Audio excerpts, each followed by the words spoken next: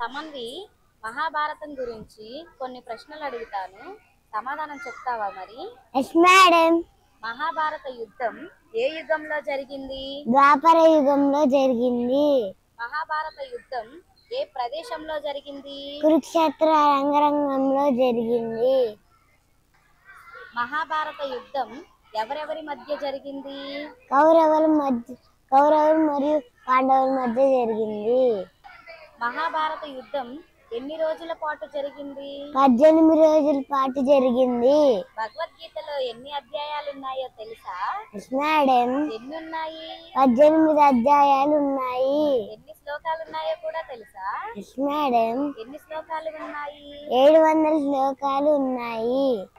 కౌరవులకి మరియు పాండవులకి ఒక గురువు గారు ఉన్నారు. ఏమి పేరు?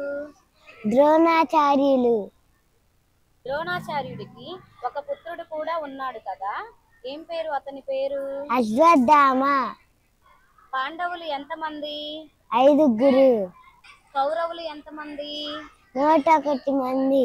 Very good girl.